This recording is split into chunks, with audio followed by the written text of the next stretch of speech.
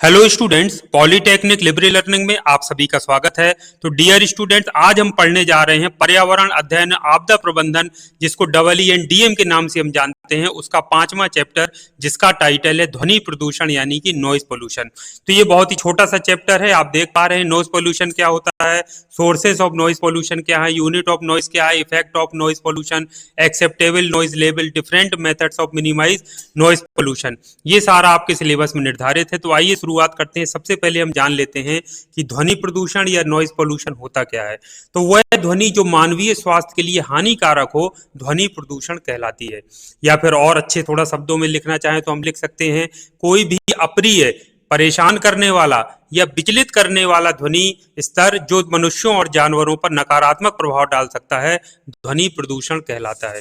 तो यहाँ ये परिभाषा देना इसलिए भी जरूरी है क्योंकि आप देखते हैं तेज ध्वनि में हम कई बार गाने सुनते हैं या फिर कोई मूवी देखते हैं, लेकिन हमको वो परेशान नहीं करता या विचलित नहीं करता या अप्रिय नहीं लगता है, तो हम उसको ध्वनि प्रदूषण नहीं मानते हैं। लेकिन वहीं अगर उसी लेवल का कोई ध्वनि है जो कि हमें अप्रिय लग रही है, परेशान करने वाला है, विचलित करने वाला है वो ध्वनि का स्तर, तो वो हम पर यदि गलत प्रभाव या नकारात्मक प्रभाव डाल रहा है, हमारे स्वास्थ्य को प्रभावित कर रहा है, तो हम उसको ध्वनि प्रदूषण मानेंगे।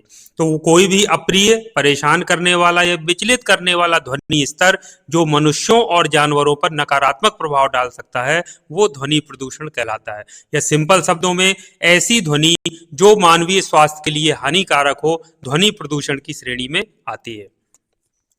ध्वनि प्रदूषण के स्रोत क्या हैं? सोर्सेज ऑफ नॉइज पोल्यूशन, सबसे बड़ा जो स्रोत है वो वाहन, व्हीकल्स जो चलते हैं उनके हॉर्न देखे हैं आपने कितनी तेज चलते हैं। कई लोगों का आपने देखा होगा बाइक में साइलेंसर खराब होता है तो बहुत तेज आवाज करते हुए जाते हैं, ध्वनि प्रदूषण करते हुए। तो ये सड़क पर चलने वाले वाहन जैसे कार हो गया, बस हो गया, ट्रक हो गया, मोटरसाइकिल, ये ध्वनि प्रदूषण का एक प्रमुख स्रोत है। तो ध्वनि प्रदूषण के स्रोतों में सबसे पहला स्रोत क्या है? वाहन यानी व्हीकल्स। दूसरा इंडस्ट्री, कारखानों और अन्य औद्योगिक इकाइयों से निकलने वाला शोर भी ध्वनि प्रदूषण का एक स्रोत है, प्रमुख स्रोत। बल्कि मैं कहूंगा कि कहीं भी आप कारखाने देखिए, जैसे बक्सा बन रहे हैं अगर वहां पे, तो देखिए कितनी तेज खट-पट की मशीन चलने की आवाजें आती हैं। और भी ऐसी इकाई हैं जिनमें बहुत तेज ध्वनि निकलती है और बहुत ध्वनि प्रदूषण एक बहुत बड़े लेवल पर होता है। इसी तरीके से वायुयान जो एयरक्राफ्ट होता है उसकी आवाज बहुत तेज होती है। तो हवाई जहाजों का शोर भी ध्वनि प्रदूषण का एक स्रोत है। अगला है कंस्ट्रक्शन। कंस्ट्रक्शन मतलब निर्माण। तो निर्माण कार्यों से होने वाला शोर भी ध्वनि प्रदूषण का एक स्रोत है। आपके आसपास अगल बगल पड़ोस में अगर कहीं काम चल रहा हो, घर में मकान बन रहा हो या फिर उसका रिपेयर और मेंटेनेंस चल रहा हो, तो आप देखिए मशीनें लगी हो तो कितना तेज आवाज करती हैं। दिन रात में काम चल रहा हो तो आप सो नहीं सकते, इतनी तेज आवाज होती है। इसी तरीके से सार्वजनिक स्थानों में भी कभी बहुत शोरगुल और ध्वनि प्रदूषण होता है। जैसे बाजार में आप जाइए, पार्क में, मॉल में, तो उनसे होने वाला शोर भी ध्वनि प्रदूषण का एक स्रोत है। तो ध्वनि प्रदूषण के कौन कौन से प्रमुख स्रोत हैं? एक तो वाहन, व्हीकल्स, उद्योग यानी इंडस्ट्री, एयरक्राफ्ट, निर्माण यानी कंस्ट्रक्शन, और सार्वजनिक स्थान यानी कि पब्लिक प्लेसेस।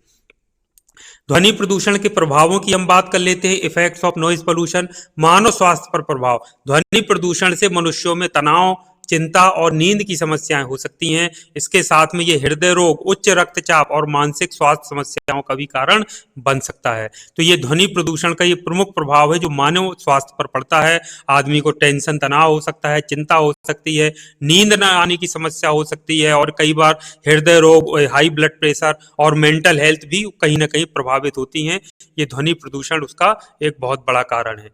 दूसरा है पर्यावरण पर प्रभाव। पर्यावरण पर प्रभाव, ध्वनि प्रदूषण से जानवरों के व्यवहार में बदलाव हो सकता है। ये पक्षियों के प्रजनन और मछलियों के शिकार को भी प्रभावित कर सकता है। तो पर्यावरण को भी कहीं ना कहीं ये नुकसान पहुंचा रहा है ध्वनि प्रदूषण। इसलिए जानवरों के व्यवहार को बदल देता है, वो पक्षियों के प्रजनन और मछलियों के शिकार को भी प्रभावित करता है। इसलिए ये पर्यावरण को भी प्रभावित करता है। ध्वनि के मात्रक की बात करें, यूनिट की, तो इसका डेसिबल मात्रक होता है, यानी ध्वनि का स्तर डेसिबल में नापा जाता है। यानी ध्वनि की तीव्रता को मापने का जो मात्रक है वो है डेसिबल।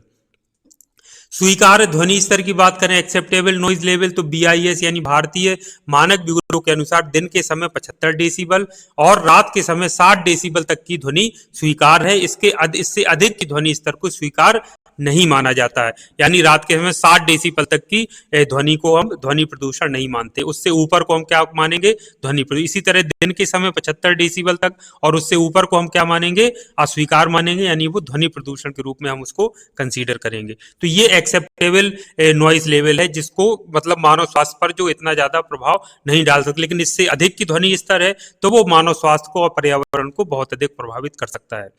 ध्वनि प्रदूषण को कम करने के विभिन्न तरीके, कैसे ध्वनि प्रदूषण को कम कर सकते हैं? Different methods of minimising noise pollution.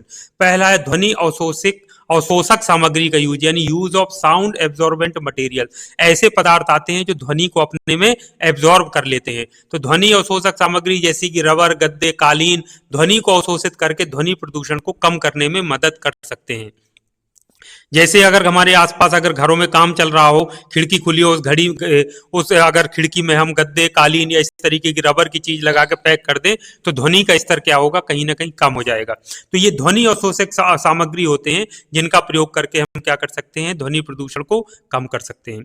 दूसरा है ध्वनि निरोधक सामग्री का उपयोग, use of sound proof material. ध्वनि निरोधी सामग्री आजकल साउंड प्रूफ मटेरियल्स बाजार में आती है, खिड़कियों दरवाजों में लगाई जाती है। जैसे मान लीजिए कोई रिकॉर्डिंग स्टूडियो है, कोई बनाए है घर में, तो शोर बाहर का बिल्कुल अंदर नहीं आना चाहिए, तो उसको बिल्कुल पैक कर दिया जाता है खिड़की दरवाजों में। ये सब साउंड प्रूफ मटेरियल्स का यूज कर किया जाता है और उसका प्रयोग करके बिल्कुल उसको साउंड प्रूफ बना दिया जाता है। तो ध्वनि रोधी सामग्री खिड़कियों दरवाजों पर लगाए जाने वाले पर्दे हो सकते हैं, ध्वनि को बाहर रखने में मदद कर सकते हैं।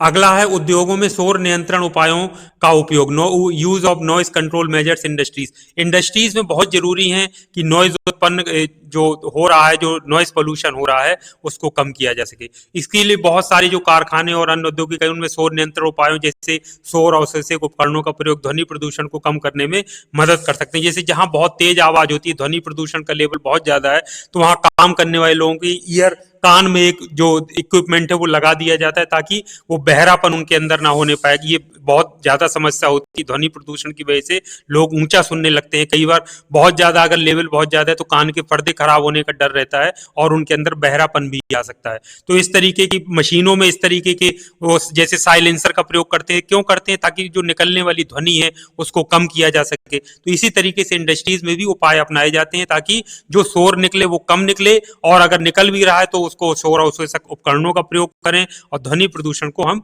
कम करें। इसके अलावा जो सबसे महत्वपूर्ण है वो है सार्वजनिक जागरूकता बढ़ाना, यानी इंक्रीज पब्लिक अवेयरनेस। प्रत्येक व्यक्ति को जागरूक किया जाना चाहिए कि ध्वनि प्रदूषण बहुत खतरनाक है, आपके स्वास्थ्य को प्रभावित कर रहा है, पर्यावरण को नुकसान पहुंचा रहा है, इसलिए इसको कम करना है। जैसे अनावश्यक आपने देखा होगा कि बसें और ट्रकों का हॉर्न कितना तेज बजता है, अगर आप कभी आसपास खड़े हो तो पूरा उसको, आइए आपके घरों के पास से ये ट्रक वाहन बहुत तेज हॉर्न बजाते हुए निकले तो पूरा वाइब्रेशन सा होने लगता है, इतना तेज कानों में पड़ता है। तो लोगों को ध्वनि प्रदूषण के खतरों के बारे में जागरूक करना भी ध्वनि प्रदूषण को कम करने में मदद कर सकता है। तो ये सब हम सभी को जागरूक रहना चाहिए, और अगर कोई बहुत ज्यादा शोर है जिसको हम अवॉइड नहीं कर सकते हैं तो हमें वो टेक्निक्स और इक्विपमेंट्स यूज करना चाहिए जिससे कि हमारे मानव स्वास्थ्य पर कोई प्रभाव ना पड़े और ना ही हमारा पर्यावरण पर कोई ऐसा दुष्प्रभाव पड़े इस ध्वनि प्रदूषण का। तो ये था आपका चैप्टर, बहुत स्मॉल चैप्टर था। उम्मीद करता हूं कि जो मैं आपको बताता हूं आपको कॉपी और पेन लेकर के बैठना है, जो पॉइंट्स मैंने लिखवाए उन पॉइंट्स को नोट कर लेना है, वही आपको समझना है और एग्जाम के समय रिवीजन करके आपको जाकर एग्जाम देना है। और यही नोट्स आपके आगे भी फर्दर स्टडीज में जब कहीं भी आप जाएंगे पढ़ने के लिए तो यही नोट्स आपके काम आने वाले हैं। तो इसी स्ट्रेटजी के साथ हम नेक्स्ट वीडियो में फिर मिलेंगे। एक चैप्टर पूरा हम एक वीडियो में फिनिश करेंगे। कॉन्सेप्चुअल बात करते हैं, ज्यादा हमको नहीं लिखना है, कॉन्सेप्ट क्लियर होना चाहिए और उसको हमको फिर परीक्षा में जाके एक्सप्लेन कर देना है। तो आज के लिए इतना काफी है। Thank you very much. आप सभी का दिन मंगल में हो।